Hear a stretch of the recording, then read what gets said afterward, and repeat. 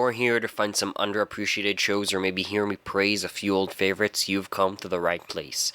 This is Restless in Peace, and today we're spotlighting Only Yesterday. I'm Fennec, and I've been an anime fan for almost a decade and have watched hundreds of shows. Don't forget to like, subscribe, and share with friends, and if you haven't seen Only Yesterday, spoilers ahead. Only Yesterday is about Taeko, a 27-year-old woman who decides to take a 10-day summer vacation from her 9 to 5 and go work on a farm in the countryside. While there, she reminisces about her younger days.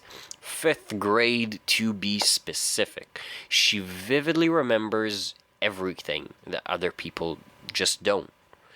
And when I say other people, I'm not just talking about people from the film. I'm talking about real people. I once had this conversation on a weekend with a friend, someone that I'm no longer in touch with. It was a pretty normal conversation. We were just talking about the week that passed.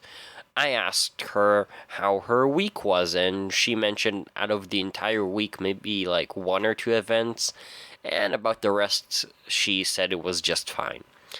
And that's a pretty normal response. Someone asks you how you've been, and you say, fine.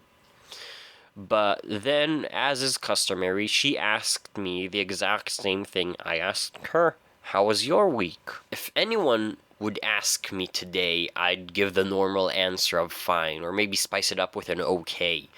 But back then, when she asked me, I told her about like a quadrillion things. I took so much pleasure back then from things that were just a little bit out of the everyday, and I felt the need to share. It was definitely fun to point out just all the little things that I noticed throughout the week, instead of just saying fine or okay, but I soon came to a bit of a realization.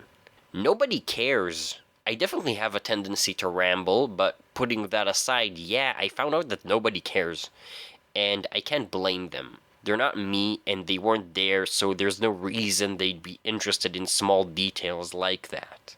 And once I realized that I just started saying fine and okay, the sad thing is, now that I wasn't telling anyone about those small things that I noticed and enjoyed, I started noticing them less and less. And although I am sure that I still notice and remember them a lot more than other people, I also know that I notice less and remember even fewer. And that's one of the reasons why I like Taeko's character. She remembers and shares. But as much as I like her grandmother even more. Granny has just a few lines throughout the entire movie, but that's part of what makes her so incredible.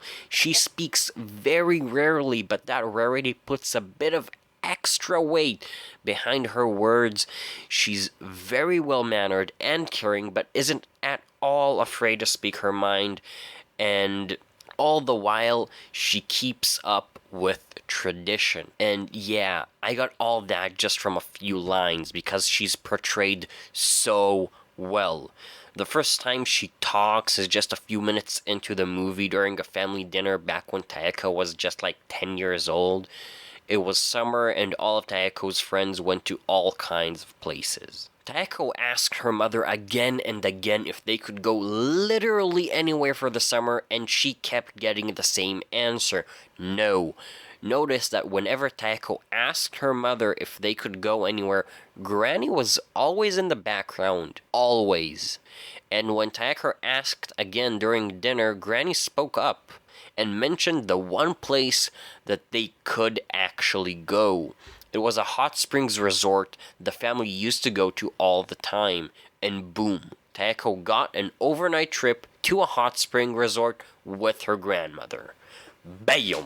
Now, it's true that Taeko was a bit disappointed with some of the details surrounding the trip, and that the little disappointments of daily life are actually a pretty big theme in the movie, but that's not what we're here to talk about, though do let me know if you want me to talk about it. I want to talk about one more time when Granny spoke, and one more time when she didn't. Let's start with when she did. Again, it was a family dinner. Taeko and one of her sisters were arguing about hand-me-downs. One didn't want to give hand-me-downs, and the other wanted her own stuff and not to have to make do with hand-me-downs. Simultaneously, Taeko's mother is arguing with her about eating her vegetables, and another sister is arguing with the first about her having no reason not to give Taeko her hand-me-downs, which she has already agreed to give her. Basically, everyone is arguing with everyone about nothing. And then, Granny, with her eyes closed, while sipping tea and staying completely calm, not raising her voice even slightly, she calls all of them selfish. Everyone has a brief moment of shock, but no one questions her, not even slightly. With one politely spoken line, she puts them all in their place and gives them a bit of perspective, even if only for a short while. And a time when Granny's silence is what taught us about her is after Taeko's school play. She had a minor role in the play, but she impressed a university student who needed a child actor for a project. It was a great opportunity for Taeko, and Granny was obviously supportive. And surprisingly, so were Taeko's sisters and mother. But her father said no. Now, we know that Granny is not afraid to speak her mind. Oh, she is definitely not. But here she didn't say a word, like not one. You see, back then, as with many families even today, Taeko's family was a patriarchy, and Granny respected that. Now, I personally think it was a mistake that they didn't argue for Taeko and let her have this unique once-in-a-lifetime opportunity. But what was going through Granny's head was probably something along the line of protecting a peaceful status quo that has a slight upwards trend. She's avoiding unnecessary risks, and I suppose that on this specific occasion, you can give credit to the wisdom of age because Granny ends up being right about not taking this risk. Taeko later turns out to be a one-hit wonder, so yeah. Granny's good. Finally, I do recommend you watch Only Yesterday if you haven't, and please notify me through the comment section if you're on YouTube or through my website. If you're from one of the podcast platforms, you can access the website in the show notes below. Tell me what you think about the episode. Did you like it, and would you like to hear more episodes like it?